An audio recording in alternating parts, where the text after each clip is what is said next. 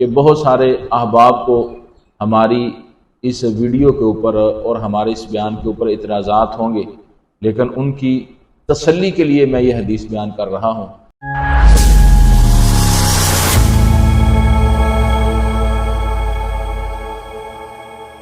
نحمده ونصلي على رسوله الكريم، اما بعد، اعوذ باللہ من الشیطان الرجیم، بسم اللہ الرحمن الرحیم۔ قل للمؤمنین یغضوا من ابصارهم ویحفظوا فروجهم ذلک ازکیٰ لہم ان اللہ خبیر بما یصنعون۔ سورہ النور، اس کی آیت نمبر 30۔ اللہ رب العالمین مومن مردوں سے مخاطب ہیں۔ اللہ فرماتے ہیں کل للمؤمنین، اے پیغمبر محمد رسول اللہ صلی اللہ علیہ وسلم مومن مردوں سے کہہ دیجئے، یغضوا من ابصارہم، کہ وہ اپنی آنکھوں کو نیچا رکھیں، وَيَحْفَظُوا فُرُوجَهُمْ، اور اپنی شرمگاہوں کی حفاظت کریں، ذَلِكَ أَزْكَىٰ لَهُمْ، یہ ان کے لیے پاکیزگی ہے۔ آنکھوں کا نیچا رکھنا، اپنی شرمگاہوں کی حفاظت کرنا، یہ ان کے لیے پاکیزگی ہے۔ إِنَّ اللَّهَ خَبِيرٌ بِمَا يَصْنَعُونَ، بے شک اللہ خبر رکھنے والا ہے جو وہ کرتے ہیں۔ اسی طرح اس سے اگلی آیت میں، یعنی آیت نمبر 31 میں، اللہ رب العالمین مومنہ عورتوں کو بھی اعلان فرما رہے ہیں۔ فرمایا وَقُلْ لِلْمُؤْمِنَاتِ يَغْضُضْنَ مِنْ أَبْصَارِهِنَّ، اے پیغمبر صلی اللہ علیہ وسلم مومنہ عورتوں کو بھی کہہ دیں، يَغْضُضْنَ مِنْ أَبْصَارِهِنَّ، کہ وہ بھی اپنی آنکھوں کو پست رکھیں، نیچا رکھیں، وَيَحْفَظْنَ فُرُوجَهُنَّ، اور وہ اپنی شرمگاہوں کی حفاظت کریں، وَلَا يُبْدِينَ زِينَتَهُنَّ، اور اپنی زیب و زینت کو ظاہر نہ کریں۔ حضرات ناظرین، یہ دو آیات کہ جن کے اندر اللہ رب العالمین نے مومن مردوں کو اور مومنہ عورتوں کو گویا اپنی آنکھوں کی اور اپنی شرمگاہوں کی حفاظت کا حکم دیا۔ آنکھ کسی بھی غیر محرم کی طرف اٹھنے نہ پائے، نہ کوئی مرد کسی غیر محرم عورت کی طرف دیکھے اور نہ ہی کوئی عورت غیر محرم مرد کی طرف دیکھے۔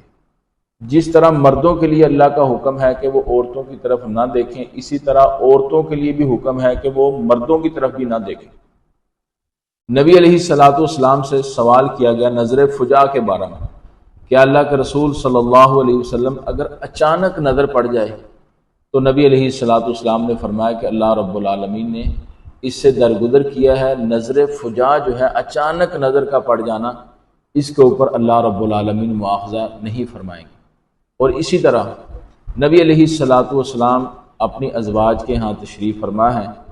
آپ علیہ الصلوۃ والسلام کے پاس آپ کے نبینہ صحابی حضرت عبداللہ بن ام مکتوم رضی اللہ تعالیٰ عنہ وہ تشریف لائے، اور امہات المومنین نے پردہ نہیں کیا۔